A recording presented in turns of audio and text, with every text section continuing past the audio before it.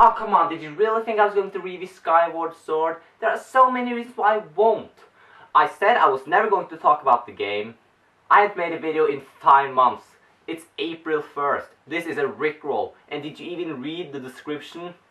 But you still had to click this video. And you should be glad you did, because I'm going to review the game for you today.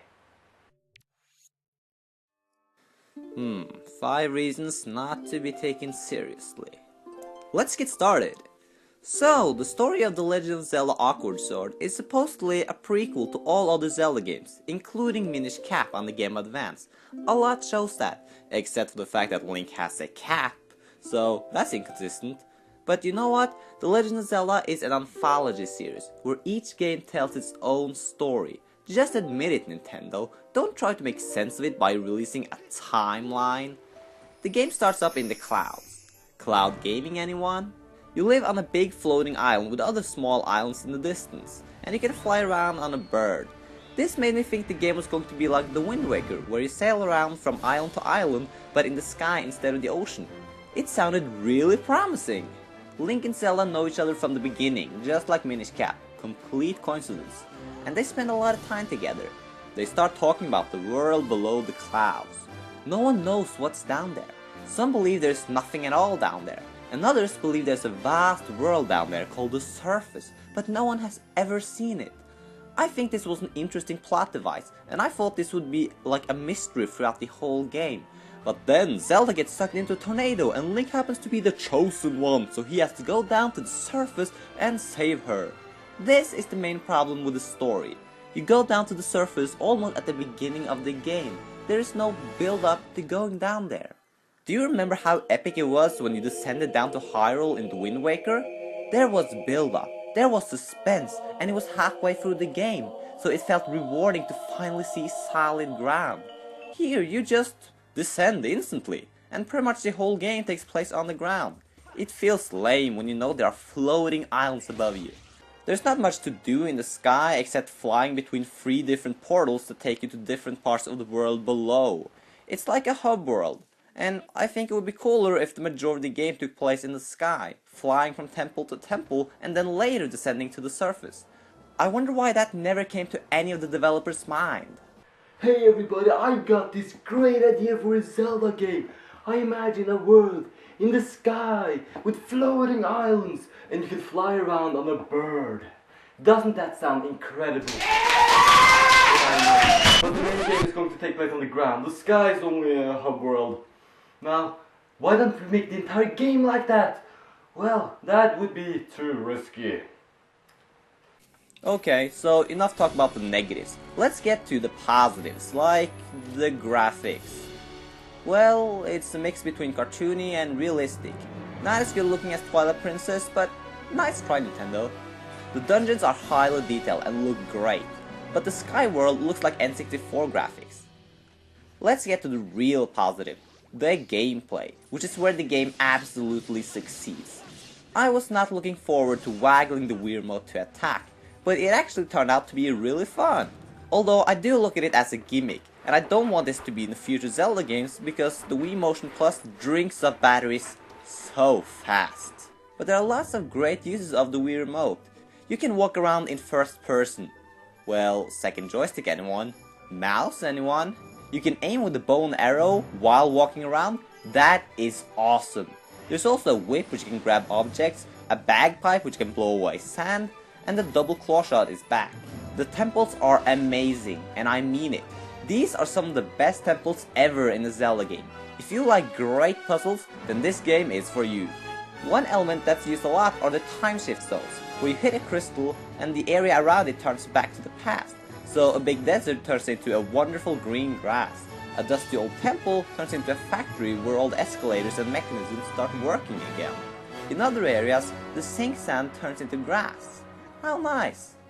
It would be cool if the whole game was like this. You know, I think I'm starting to see the problem with this game. There are so many great ideas in the game that are never fully utilized. The sky is only a small part of the game. Time shift zones are only in a few areas. You can sprint and run up walls to do parkour tricks, which is awesome! But there are not that many places to parkour. You can cut trees and poles very accurately, and this blew my mind. But there aren't that many things to cut. And you have a harp which plays music, but you never get to play anything, you only get to follow some very simple rhythm. But it's still cool to do some freestyle. So yeah, probably not. Every Zelda game has its own gimmick, but this game tries to be everything at once. And is that really a bad thing? Well, that's up to you to decide. I have to say though, that the music in this game is truly ambitious. So ambitious that they had to include an extra CD with all the music on. And some old music. Cool, but internet anyone? The bosses are great.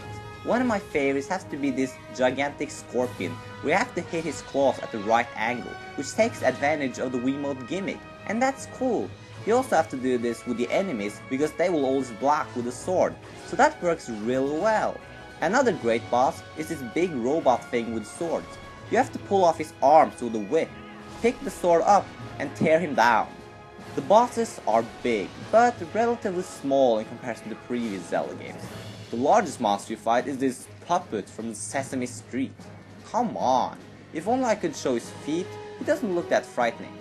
I should also mention these trial areas, where you go around collecting green orbs in some dream universe or something, and if you wake up, everyone will be after you. It's kind of like in Twilight Princess, where you have to go around as a wolf looking for tears, but it was more fun and atmospheric back then. Your sidekick, who rests inside your sword all the time, has a frighteningly close resemblance to Midna, who was emotionally broken. But this character here is more like a robot.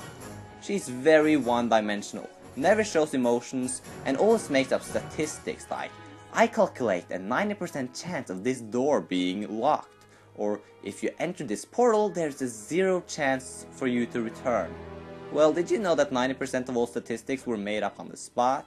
Yeah, gotcha. The game tries to take successful elements from Twilight Princess and rehash them. But the bottom line is that while Twilight Princess was a dark and gritty game for adults, this game is for kids. But that is not necessarily a bad thing, I just prefer it more dark and adult-like. But it's still not a bad thing. Wind Waker was a masterpiece. Oh, I have to talk about my favorite character in this game, Groose. He is awesome. He starts off as this one-dimensional stereotype bully, but then he gradually goes through plenty of emotions and in the end becomes a good guy, while always having a slight bit of an ego inside himself.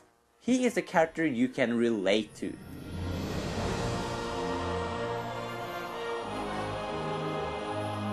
So here are my final thoughts on The Legend of Zelda Nah, just kidding, Skyward Sword. It was both overwhelming and underwhelming at the same time. I was expecting gameplay with motion controls to be absolute crap, but it turned out far better than I thought. It's fun and precise, the controls are intuitive in both selecting weapons and using them, and the puzzle elements are outstanding. When it comes to the story, I was expecting more. Now the story itself is rather original, and there are so many amazing plot twists, like that scene at the end with Impa and Zelda. I don't want to give away any spoilers, but it was an awesome twist. But the way it's told is just strange. They could have done it much better. Later on they introduced time travel, and not like the time shift zones, but a different kind of time travel. It just makes me scratch my head. Although I do have to give them credit for originality.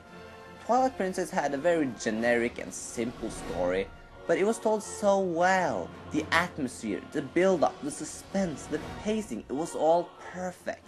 Skyward Sword is more of a game that requires you to put on your thinking cap to understand the story. Some people may like that, and others may not. One thing I can say though is that the last temple, the final boss, and the ending are all some of the best in the Zelda franchise. So overall, is Zelda Skyward Sword worth buying? Absolutely, as long as you have a lot of batteries. But is it the best 3D Zelda game ever? Probably not. But you know, you can't compare like that. Every Zelda game is great in its own way. I mean, you shouldn't qualify one as better than the rest. Good luck. Rewinding and pausing there.